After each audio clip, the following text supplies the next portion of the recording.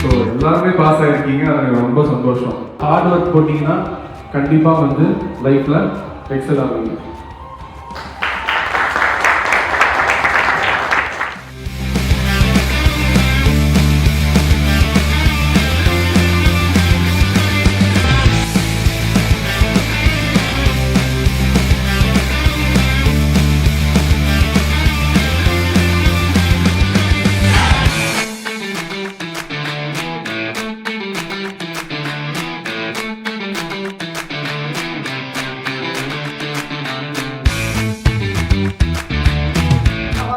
தாக்கும் ரொம்ப தேங்க் பண்ணணும்.